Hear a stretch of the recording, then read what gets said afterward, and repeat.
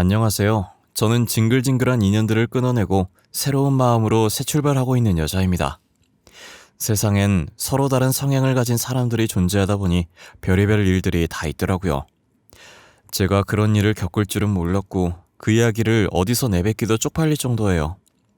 결혼은 미친 짓이라고 했는데 저는 사랑에 눈이 멀어서 그 미친 짓을 했던 거예요. 제가 할 일이 없어서 이것저것 보다가 우연히 여기에 올라온 사연을 듣게 됐었는데 제 이야기도 여기에 올려보면 어떨까 싶더라고요. 속 시원한 복수를 했는지 모르겠지만 그래도 제 나름대로 복수를 해주었기 때문에 이 짜릿한 감정을 여러분들께도 공유해드리고 싶었어요. 제가 남편이랑 결혼하게 된 건 올해로 3년 전쯤이었을 거예요. 부모님은 제가 외동딸이니 처음이자 마지막 딸의 결혼식이라며 저희 결혼식을 성대하게 해주셨어요. 그때까지만 해도 장난으로 웃으면서 부모님께 딸 2번 결혼하면 어쩌려고 이렇게 쏟아붓냐고 했었는데 말이 씨가 된다고 제 말이 정말 씨가 되어 이렇게 이혼을 하게 됐네요. 사람은 항상 말을 조심해야 한다고 했는데 직접 겪어보니 저 말을 뼈저리게 느끼게 되었어요. 저는 당시 15년 지기에 제일 친한 친구가 있었어요. 그 친구가 소개해줘서 저와 남편이 만나게 됐었어요. 친구가 저와 친구면서 남편과도 친구여서 소개를 해준 것이었거든요. 그땐 친구와 저는 13년 된 사이였고 남편은 친구와 5년 알고 지낸 사이였어요. 친구는 결혼식 입장을 앞두고 있는 순간까지도 남편보다 제가 더 아깝다면서 결혼 다시 생각해보라고 울상인 표정으로 말을 하더라고요. 친구가 그렇게 말할만 했던 게 저희 집안이 조금 잘 살아서 집안도 남편 쪽이 더 기울고 남편은 평범한 직장인에 저는 대기업을 다니고 있어서 직장으로 따져도 남편이 더 기울었어요. 아무래도 그 친구는 15년 동안 항상 자신의 옆에 붙어있던 제가 결혼한다고 하니 시원섭섭한 마음에 괜히 이것저것 딴지를 걸며 툴툴거린 것 같았어요.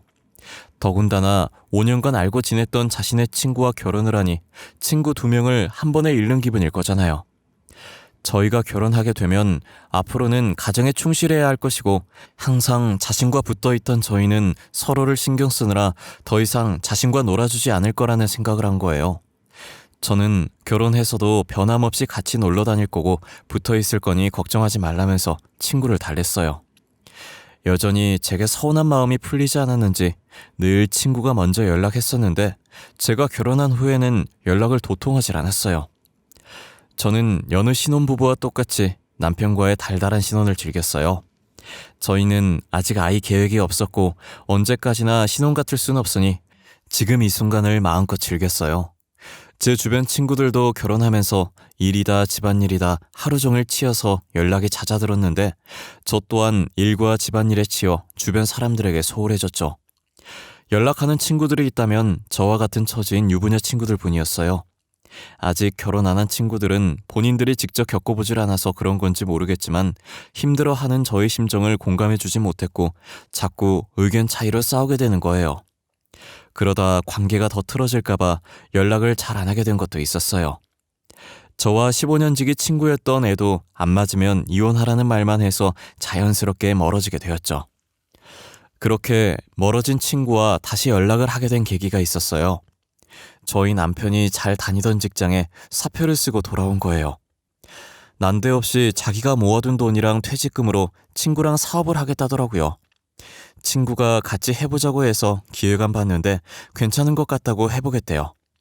저는 남편도 다 큰 성인이 알아서 잘 판단하겠지라는 생각에 충분히 고민한 거면 그렇게 하라고 했어요. 남편은 고맙다고 믿어준 만큼 보답할 수 있게 열심히 하겠다고 하더라고요. 한동안은 직접 발로 뛰어야 한다며 집에 늦게 들어온 적이 많았어요. 노력은 절대 배신하지 않는다는 말처럼 남편의 사업은 대박이 났어요. 원래 남편의 월급보다 몇 배가 넘는 돈을 매달 가지고 왔어요. 남편은 그동안 고생 많았다고 더 이상 고생 안 해도 되니까 집에서 돈만 세라고 하더라고요. 여보, 우리 이제 고생 끝났어. 당신은 집에서 돈만 세면 돼. 다니고 있는 직장도 그만둬. 바빠서 힘들어 했었잖아. 앞으로는 내가 당신 먹여 살릴게.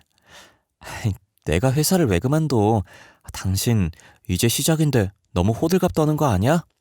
오늘은 호들갑 좀 떨어도 돼. 당신은 아무 걱정하지 말고 돈방 속에 앉을 생각만 하라고. 당신이 나 믿어준 덕분에 이렇게 성공할 수 있었어. 너무 고마워.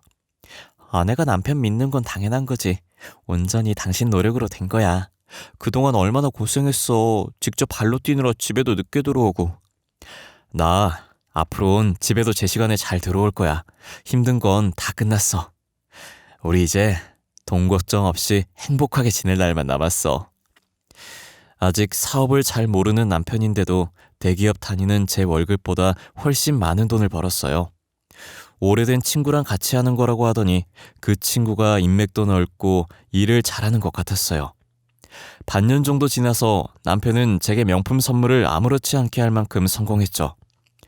연락이 끊겼던 15년 지기 친구는 제 남편 소식을 어디서 들었는지 듣고 와서는 저한테 연락이 온 거예요. 제가 먼저 연락하기 전까지 안 할 것 같던 친구가 친한 척을 해가면서 제 안부를 묻더라고요. 말하는 게 제 안부를 묻는 척하면서 남편 근황을 묻는 것 같았어요. 지우야, 너 요즘 시훈이 사업 성공해서 팔자가 폈다던데? 맞아? 진짜 지훈이 사업 성공한 거야? 애들 사이에서 네 얘기가 자자하더라고. 그래서 궁금해서 연락해봤어. 희영아, 넌 오랜만에 나한테 연락해서 한다는 말이 그거야? 그래, 나 요즘 팔자 폈어. 너가 들은 대로 남편 덕분에 새삼 살고 있어. 그래? 잘 사는 것 같네. 역시 돈 가지니까 목소리부터 여유가 넘친다, 야. 시훈이는 요즘 잘 지내니? 우리 안 본 지 오래된 것 같은데. 그렇게 궁금하면 우리 남편한테 직접 연락하지 그랬니? 보니까 내 안부보다는 남편 안부가 더 궁금한 것 같던데? 에이, 무슨 소리야. 네 안부 궁금해서 연락한 거야, 지지배야. 그리고 내가 남의 남편한테 어떻게 연락해. 괜히 연락했다가 이상한 소리나 듣지. 친구는 그 뒤로도 제게 쓰잘데기 없는 연락을 자주 했었어요. 물론 친구 입에서 거론된 사람은 대부분 저희 남편이었지만요. 눈을 반짝이면서 남편 안부를 묻길래 그럴 거면 남편한테 직접 연락하라고 했어요. 친구는 제가 허락한 거라면서 나중에 연락했다고 딴 말하지 말라더라고요. 저는 귀찮아서 알겠다고, 그러니까 앞으로 저한테 쓸데없는 얘기하면서 붙잡아두지 말라고 했어요. 그러다 제가 며칠간 지방 출장을 가게 되어 집을 비우게 됐어요. 제가 없어도 알아서 잘 챙겨 먹고 집 정리 잘 해놓는 사람이라 별 걱정 없이 출장을 갔어요. 저는 출장을 끝마치고 피곤한 몸을 이끌고 집으로 돌아왔어요. 옷 주머니에 있던 쓰레기를 버리려고 쓰레기통 앞으로 갔는데 스타킹이 버려져 있더라고요. 여보, 잠깐만 이리로 와봐. 쓰레기통에 있는 거 이거 스타킹 아니야? 스타킹이 왜 여기 버려져 있어? 나 없는 동안 누가 왔다 갔어? 아니, 왔다 가긴 누가 왔다 가. 우리 집에 왔다 갈 사람이 어딨어. 그럼 이게 왜 여기 있냐고. 누가 왔다 간 거 아니면 누구 건데. 이 집에 당신밖에 없었을 텐데. 그럼 당신이 신고 버린 거야? 미쳤어? 내가 그걸 왜 입어? 이거 그냥 어제 청소하다가 침대 밑에 굴러다니길래 한쪽에 놔두려다가 밑에 살짝 뜯어져 있길래 버린 거야. 그랬어? 내가 까먹고 안 치워서 이리저리 굴러다녔나 보다. 잘 버렸어. 그런데 왜 그렇게 당황해? 도둑이 제발 저린다던데. 나한테 뭐 잘못한 거 있어? 아니야. 너한테 잘못한 게 뭐가 있어. 그냥 나도 순간 스타킹 버린 거 깜빡해서 당황한 거야. 남편은 제가 스타킹을 들고 추궁하자 눈에 띄게 당황해하는 거예요. 저는 남편의 반응에 혹시라도 제가 집을 비운 사이 이상한 일을 저지를 줄 알았는데 알고 보니 제 스타킹이었더라고요. 제가 가끔 퇴근이 늦어져서 급하게 저녁 준비한다고 안방에서 옷 갈아입고 나가면 스타킹을 아무렇게나 벗어두고 주방에 갈 때가 많았거든요. 그러다가 저녁 차리고 설거지 하다 보면 스타킹의 존재를 완전히 잊어버리고 아무 생각 없이 걷다가 발로 차서 침대 밑으로 들어갈 때가 종종 있었어요. 이번에도 스타킹이 제 발에 치여서 침대 밑으로 들어간 것 같더라고요. 저는 자주 일어나는 일이라 그 스타킹에 대해 대수롭지 않게 생각했었어요. 남편도 평소에 스타킹과 친한 사람이 아니니 갑자기 제가 스타킹 집어들고 추궁하면 당황스러울 수 있을 것 같았어요. 그래서 별말 없이 장난 좀 치다가 시간 맞춰서 저녁을 차려줬어요. 그리고 며칠 뒤 친구가 자기 이사하는 것 좀 도와달라고 하더라고요.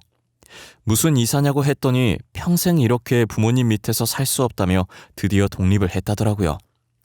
저와 남편은 처음 자취하는 친구를 도와주러 이삿짐 정리가 얼추 끝날 때까지 자주 가서 도왔어요. 수고했다며 밥도 자주 같이 먹었고 그러다 보니 결혼 전 셋이서 친했던 그때로 돌아간 기분이었어요. 예전처럼 각자 집에 놀러가면서 자주 만나고 연락도 하면서 지내게 됐어요. 그러다 얼마 뒤 친구가 또 도움을 요청하길래 친구 자취방으로 갔어요. 그런데 남편이 굉장히 자연스럽게 친구 집 도어락을 열더라고요. 저희가 갈 때 항상 벨을 누르면 친구가 문을 열어줬어서 비밀번호를 몰랐었어요. 저도 모르는 비밀번호를 남편이 왜 알고 있는지 의문이 들더라고요. 뭐야? 당신이 희영이 집 비밀번호를 어떻게 알아? 나도 모르는 걸. 혹시 당신 희영이 집 자주 가? 이렇게 외울 정도면 자주 왔다는 건데.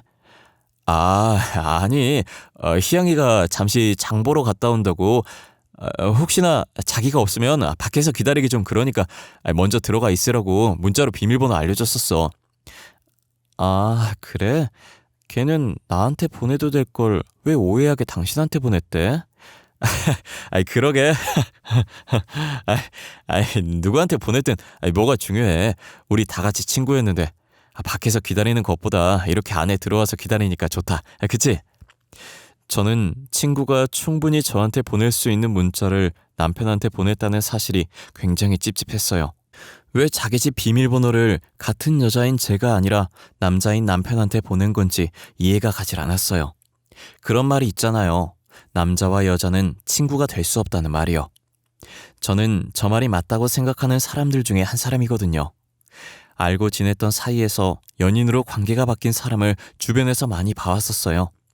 애기 때부터 서로 볼 꼴 못 볼 꼴 다 보고 지낸 사람들도 나중엔 연인 관계로 바뀌어 있었어요. 저는 그 모습을 실제로 본 사람이기 때문에 남자와 여자는 절대 친구가 될 수 없다고 생각해요.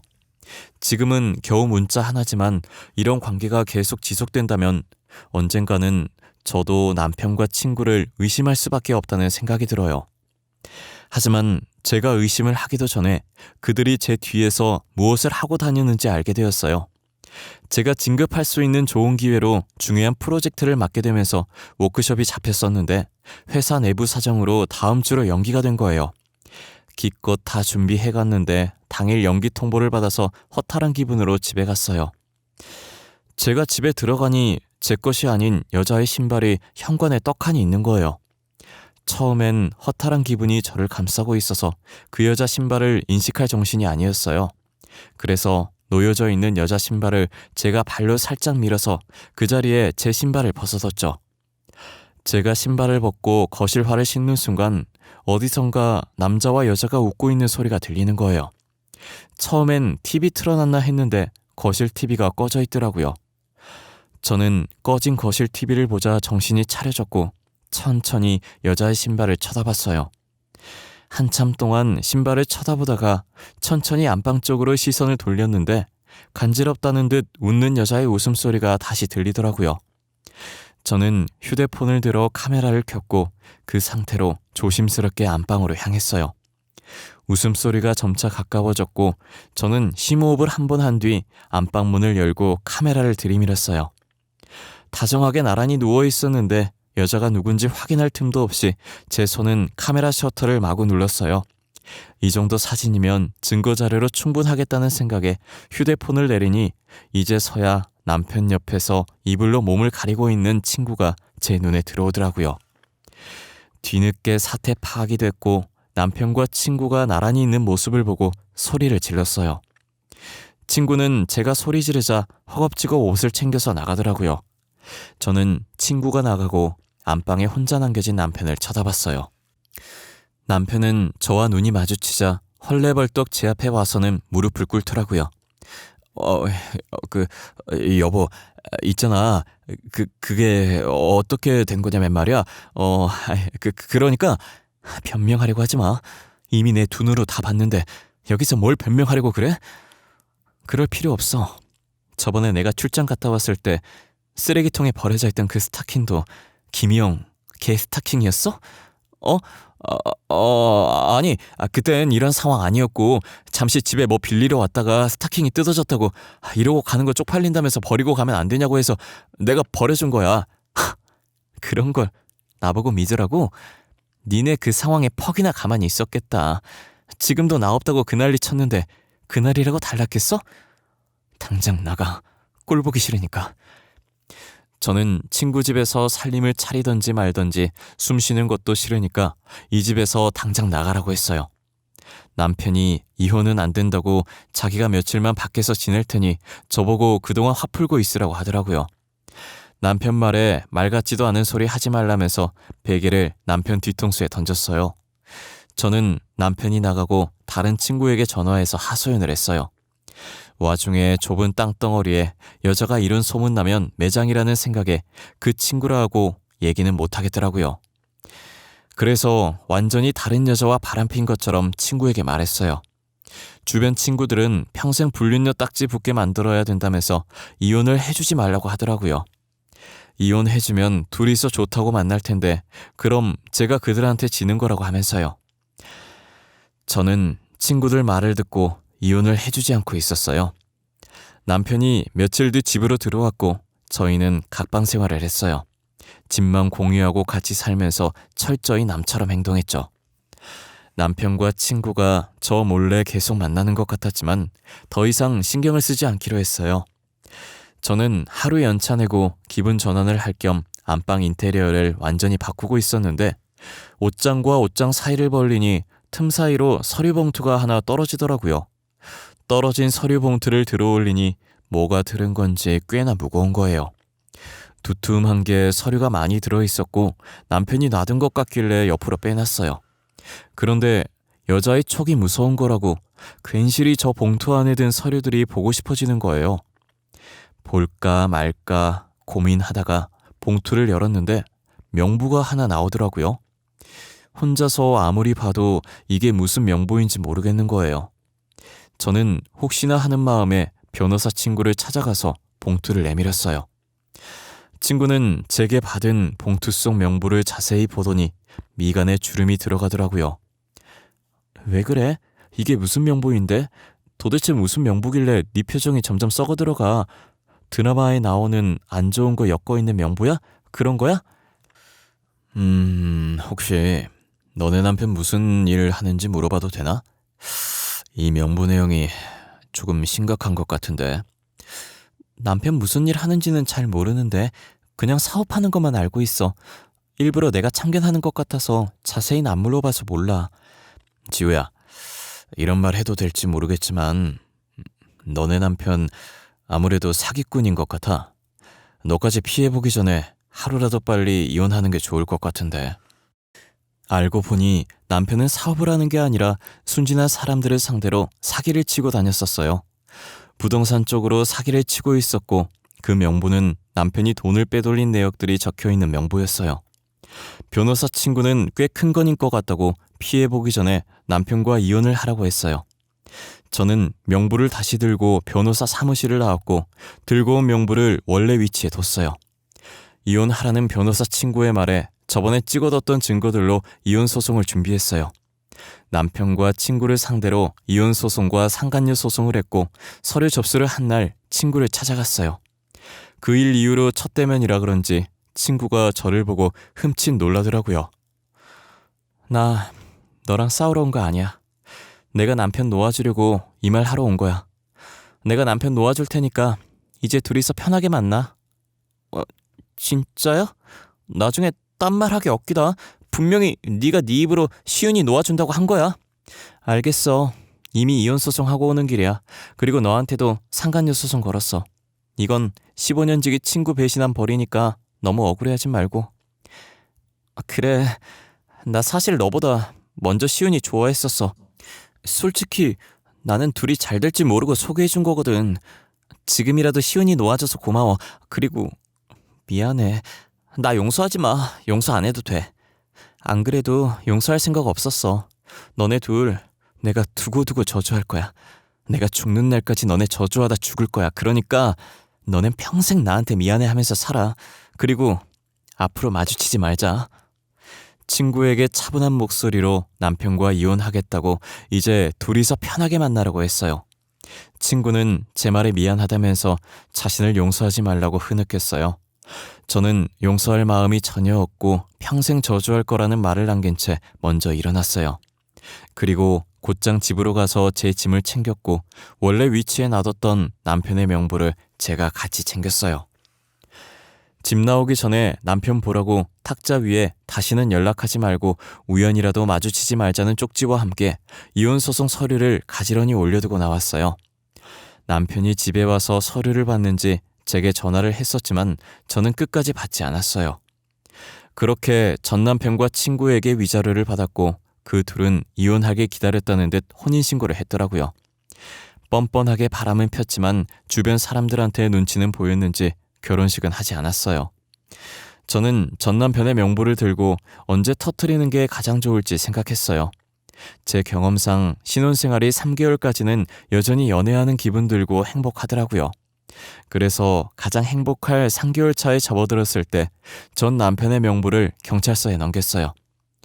명부엔 그동안 전 남편이 돈을 빼돌린 내역들이 굉장히 세세하게 적혀 있어서 명부 하나만으로도 전 남편을 교도소에 집어넣기엔 충분하더라고요.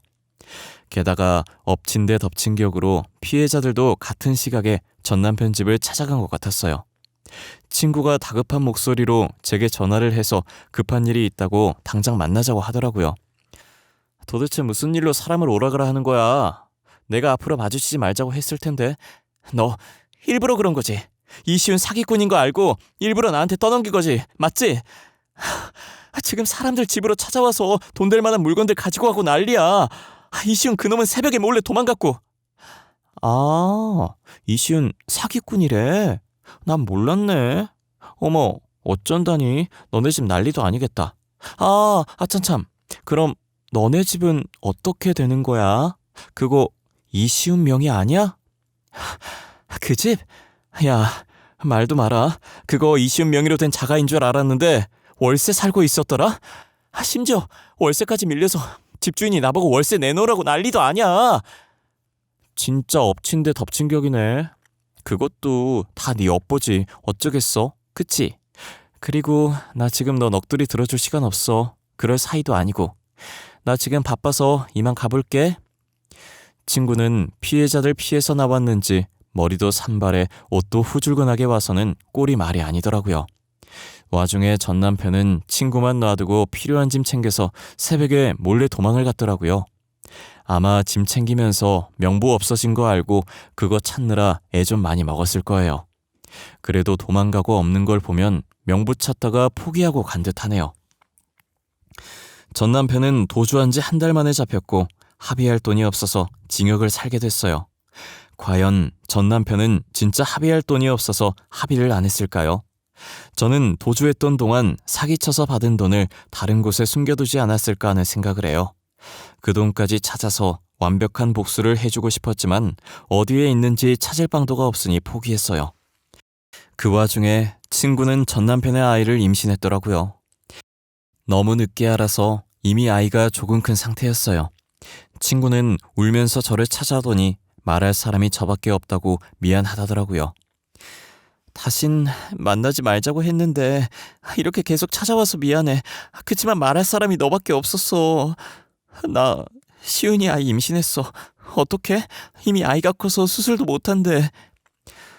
너 그렇게 될 동안 임신한 거 몰랐던 거야? 그게 말이 돼? 아무런 증상도 없었어? 그동안 월경도 안 했을 거 아니야.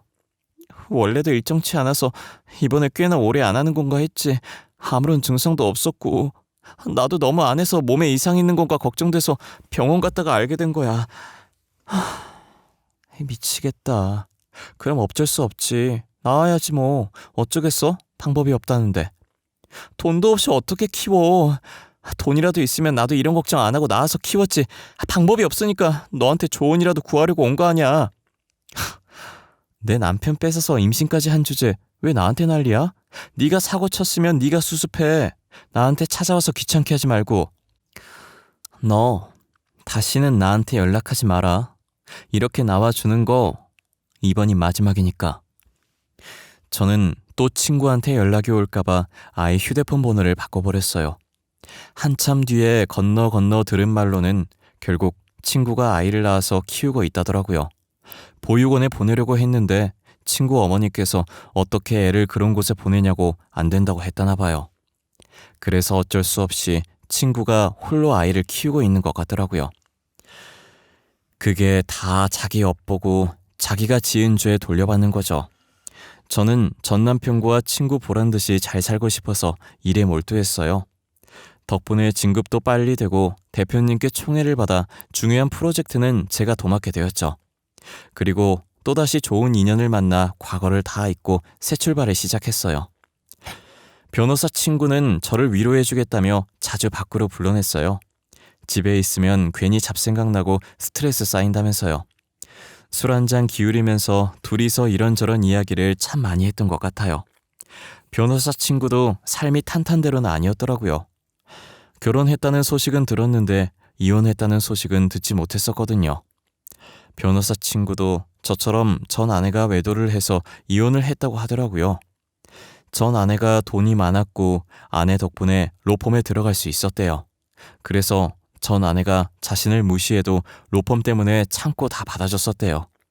하지만 친구의 전 아내는 친구가 다 받아주니까 도를 지나쳐서 친구 보란 듯이 외도를 했대요. 그래서 전 아내와 이혼을 하고 있는 돈 없는 돈 끌어서 자신의 이름으로 된 사무실을 하나 차렸다고 하더라고요. 친구는 그 아픔을 너무나 잘 알고 있기에 제 이혼 소송을 본인 일처럼 도와줬던 거예요. 그렇게 저희는 서로의 아픔을 감싸주고 치료해줬었어요. 둘이서 만나는 횟수가 잦아지다 보니 정이 들었고 그러다가 못 봤던 매력들이 보이기 시작하고 연인으로 발전했던 것 같아요.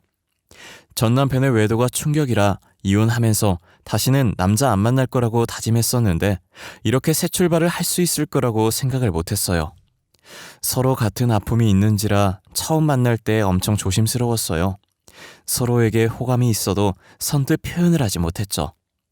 저희는 혹시라도 서로한테 상처가 줄까봐 이러면 안 된다는 생각을 많이 했었어요. 하지만 사람의 감정이라는 게 마음대로 되는 게 아니잖아요. 평소처럼 술 마시다가 제가 너무 취해서 꽁꽁 숨기고 있던 제 마음을 내보인 거예요. 그 친구도 술김에 자신의 마음도 같다고 말을 했고 저희는 사귀게 되었죠. 같은 상처로 혹시나 서로의 상처를 덧나게 하지 않을까 걱정만 했었는데 오히려 상처로 인해 서로에게 더 조심을 하게 되니 잘 만나게 되더라고요. 이제서야 말하는 거지만 이 친구가 제 첫사랑이기도 했어요. 제 성격이 지금은 하고 싶은 말 다 하고 사는데 예전엔 엄청 소심했거든요. 그런 저를 지금의 성격으로 만들어준 게 이 친구예요. 제 성격을 바뀌게 해주고 사기꾼에게 당할 뻔한 걸 구해주고 거기다 상처까지 보듬어주고 늘 제게 도움만 주는 좋은 남자친구예요. 저는 이 사람과 함께라면 무엇을 하든 두려움이 없을 것 같아요. 그래서 남은 인생을 함께하자고 약속했어요. 한 달 뒤 저희는 많은 사람들의 축복 속에 결혼합니다. 비록 여러분은 저를 모르고 저도 여러분들을 모르지만 아무것도 모르는 서로의 앞길에 행복만 가득하기를 기도해 주셨으면 좋겠습니다.